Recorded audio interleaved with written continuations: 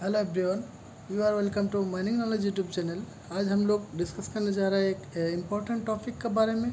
वो है subsidence. Subsidence क्या होता है, कैसे इसको इफेक्टिंग फैक्टर्स क्या क्या है, इसको चलते क्या क्या दिक्कत होता है, क्या क्या प्रॉब्लम आता है, इसके बारे में डिस्कस करेंगे। चलिए शुरू करते हैं आज का topic. What is subsidence? Subsidence क्या होता है? जब अंडरग्राउंड माइंस का कोई सीम टोटली फुल्ली एक्सट्रैक्ट किया जाता है, टोटली इसको काट लिया जाता है, डिपेलरिंग कर लिया जाता है, उसके बाद सरफेस का टॉप में जो सरफेस रहता है वो सरफेस धीरे धीरे नीचे बॉटम साइड मूवमेंट होता है, लोअरिंग होता है सरफेस का।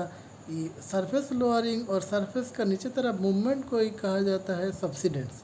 ये किस लिए होता है? ये नीचे अंडरग्राउंड सिम को एक्सट्रैक्शन करने के बाद जो वॉइड क्रिएट होता है उसका चलते सरफेस नीचे आ जाता है, सैगिंग होता है, इसी को सब्सिडेंस कहता है। What is limit of subsidence? Subsidence limit क्या होता है?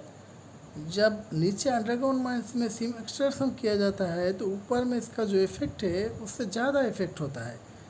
नॉर्मली ये जो इफेक्ट जितना तक पहुंचता है सब्सिडेंस का इफेक्ट सरफेस में, उसी को कहा जाता है लिमिट ऑफ सब्सिडेंस।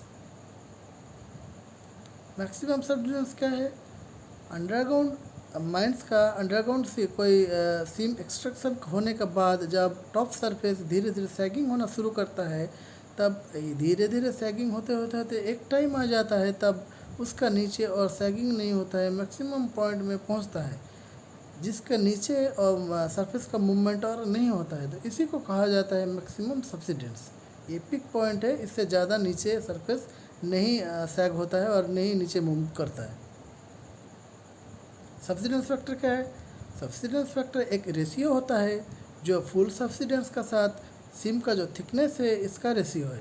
यानी फुल सब्सिडेंस और सिम थिकनेस ये दोनों का रेशियो को कहा जाता है सब्सिडेंस फैक्टर। फुल सब्सिडेंस और पार्शियल सब्सिडेंस क्या होता है? फुल सब्सिडेंस ये होता है जब अंडरग्राउंड का कोई सीम एक्सट्रैक्शन अब कर लिए तो डिफरेंट फैक्टर्स का चलते जो क्यूमुलेटिव टोटल मैक्सिमम सब्सिडेंस जो होता है उसको कहा जाता है फुल सब्सिडेंस। और फुल सब्सिडेंस और मैक्सिमम सब्सिडेंस को छोड़ के उससे कम जो सब्सिडेंस होता है उसको पार्शियल सब्सिडेंस कहा जाता है। क्रिटिकल एरिया, क्रिटिकल एरिया क्या होता है? ये भी एक्सट्रैक्शन रिलेटेड है। अंडरग्राउंड कोल अंडरग्राउंड सीम जो एक्सट्रैक्ट अब करते हैं, एक्सकवेशन कर लेते हैं, तो उसका चलते ऐसा क्रिटिकल एरिया ऐसा एरिया है जिसका चलते है सरफेस में सब्सिडेंस होता है लेकिन एक पॉइंट पे होता है। यानी इसको लुकिंग एक कर्व जैसा देखेगा। इसका नीचे आप एक्सट्रैक्शन कर लिया सिम, इसका चलते सरफेस में जो आपको इफेक्ट मिल रहा है सब्सिडेंस का एक पॉइंट में हो रहा है, इसमें कोई कर्विलिनियर शेप नहीं आएगा। तो एक पर्टिकुलर पॉइंट में जब ये इफेक्ट आता है इसको क्रिटिकल एरिया बोला जाता है। सब क्रिटिकल एरिया क्या है? सब critical area underground excavation related ये एरिया है जब बहुत इसके चलते सरफेस में सब्सिडेंस का इफेक्ट नहीं आता है, बहुत कम एरिया है। बहुत कम एरिया होने का कारण ये सरफेस इसका जो स्ट्रेटा फ्रैक्चर होते होते सरफेस तक नहीं पहुंच पाता है। सरफेस का इफेक्ट सब्सिडेंस इफेक्ट जो है वो नहीं पहुंच पाता है, नहीं दिखाई देता है। इसको ये जो एरिया है इसको सब क्रिटिकल एरिया कहा जाता है। सब क्रिटिकल एरिया का कारण ऊपर में सरफेस सब्सिडेंस नहीं दिखाई देता, नहीं होता है। और एक है super critical area. Super critical area ऐसा एरिया है जिस एरिया का दौरान जिस एक्सट्रैक्शन एरिया का कारण अंडरग्राउंड माइंस में सीम एक्सट्रैक्शन कारण ऊपर में जो सरफेस सब्सिडेंस होता है वो कई पॉइंट में होता है, मोर देन वन पॉइंट में सबसे सरफेस का सब्सिडेंस दिखाई देता है, इसको सुपर क्रिटिकल एरिया कहता है। मान लीजिए सरफेस अंडरग्राउंड माइंस में आप एक सिम एक्सट्रैक्ट किए हैं और उसका कारण ऊपर में जो सरफेस सब्सिडेंस दिखाई दिया वो किसी तरह एक कर्विलिनियर फॉर्म में दिखाई दिया। ये जो है ये है आपका सुपर क्रिटिकल एरिया, जिसका कारण ऊपर में सब्सिडेंस हुआ लेकिन कई पॉइंट में हुआ, 1 पॉइंट 2 पॉइंट या उससे ज़्यादा पॉइंट में सरफेस सब्सिडेंस का इफेक्ट दिखाई देता है। अब है सब्सिडेंस लाइन, लिमिट लाइन।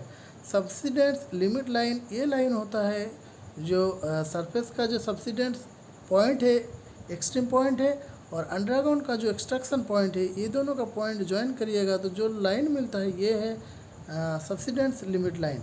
जिस मैक्सिमम लिमिट तक सब्सिडेंस पहुंच जाता है वो पॉइंट और अंडरग्राउंड सीम का जो एक्सट्रैक्शन पॉइंट है, ये दोनों को ज्वाइन करने से जो लाइन मिलता है ये सब्सिडेंस लिमिट लाइन।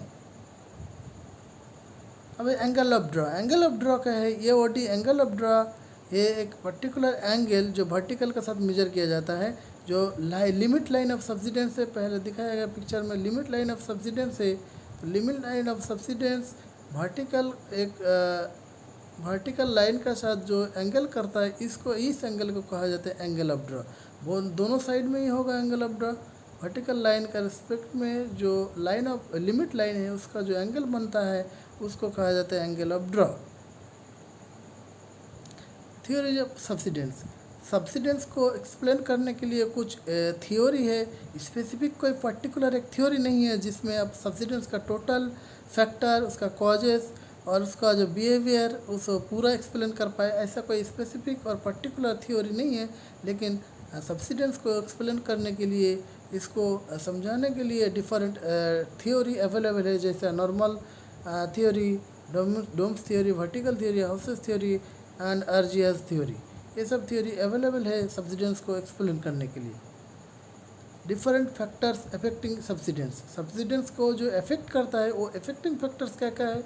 जैसे हो गया आपका सिम का थिकनेस, सिम का डेप्थ, सिम का इंक्लिनेशन और ग्रेडियंट, जियोलॉजिकल डिस्टर्बेंस, स्टार्टा में कोई जियोलॉजिकल डिस्टर्बेंस है कि नहीं, फॉल्ट है कि नहीं, फोल्ड और फॉल्ट, कोई अदर्स जियोलॉजिकल डिस्टर्बेंस।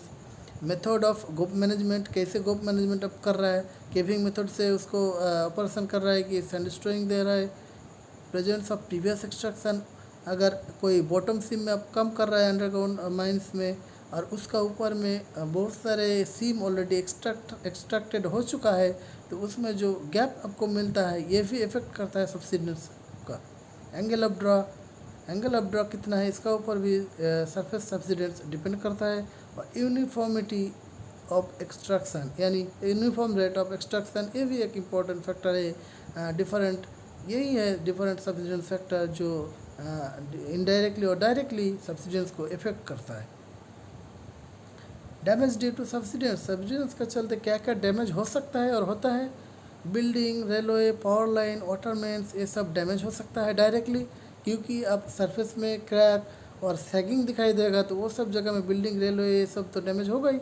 सरफेस में कोई अगर रिजर्वायर, वाटर बॉडी रहेगा तो क्रैक का दौरान क्रैक से वाटर नीचे अंडरग्राउंड माइंस में चला जाता है और उसमें उनका फ्लडिंग और वाटर एक्यूमुलेशन का एक कारण हो सकता है।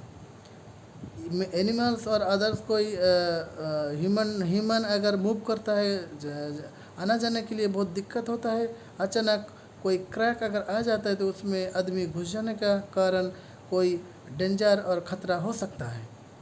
Ground become useless of cultivation, ये तो जेन्युइन है कि क्रैक और सब्सिडेंस आ जाने के बाद वहाँ पे कोई कल्टिवेशन नहीं कर सकता है। और जो क्रैक बनता है सबसे सरफेस सब्सिडेंस का दौरान, वो क्रैक से ऑक्सीजन एंट्री कर लेता है अंडरग्राउंड माइंस में और स्पॉन्टेनियस हीटिंग के ये मेजर कारण है। उसका चलते कहीं कहीं माइन से फायर भी हो सकता है। एक डेंजरस ऑकरेंस है, डेंजरस कारण है ये सरफेस सब्सिडेंस स्पॉन्टेनियस हीटिंग के लिए। प्रिकॉशंस क्या लिया जाएगा? ये जो डैमेज है, इतना सारे डैमेज को प्रिवेंट करने के लिए क्या क्या प्रिकॉशन लिया जाएगा? गोप को अच्छे से मैनेजमेंट करना पड़ेगा, जैसे सैंड स्टोरिंग ऑपरेशन उसमें लागू करना है, तब सरफेस सब्सिडेंस नहीं होगा। एक्सट्रैक्शन एरिया जो है जियोलॉजिकल डिस्टर्ब एरिया को हम लोग अवॉइड करना है। यूनिफॉर्मिटी मेंटेन करना है एक्सट्रैक्शंस का।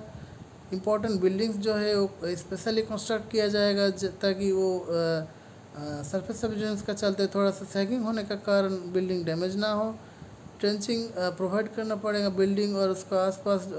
Trenching is provided around the building and it's filled with concrete slab. ये सब प्रिवेंटिव मेजर्स करने से कुछ डैमेज बच सकते, कुछ डैमेज से अब प्रिवेंट हो सकता है सरफेस सब्सिडेंस का दौरान जो डैमेज होता है। अब मेजर्स ऑफ सब्सिडेंट्स का कैसे मेजर किया जाता है, कैसे इसको आइडेंटिफाई किया जाता है, मेजर किया जाता है। द लाइन्स ऑफ ऑब्जर्वेशन और टेस्ट लाइन्स, ऑब्जर्वेशन लाइन और टेस्ट लाइन जो होता है सब्सिडेंट सर्वे का, वो केयरफुली लेआउट करना है। उसमें अगर कोई गलती आ जाता है तब सरफेस सब्सिडेंट्स का चांस बहुत बढ़ जाता है। Levelling station should be fixed not more than 6 metre apart near the panel barriers. Panel barrier से 6 मीटर दूरी में आपका लेवलिंग स्टेशन का पॉइंट फिक्स करना है। और 15 to 30 metre apart else station should be permanent in nature. 15 से 13 metre दूरी में कहीं एक परमानेंट नेचर टाइप का एक स्टेशन फिक्स करना पड़ेगा मेजरमेंट के लिए। रेगुलर ऑब्जर्वेशन और इंस्पेक्शन करना है surface as well as underground, कि कैसे से अगर केविंग मेथड में ऑपरेशन हो रहा है तो किस दूरी तक आपका ऑपरेशन पहुंचा है, उसका सरफेस का इफेक्ट कितना दूरी तक पहुंच सकता है, सरफेस का कंडीशन कैसा है, ये रेगुलर मॉनिटरिंग और इंस्पेक्शन करना पड़ेगा। Thank you for watching this. Please subscribe this channel for more such videos.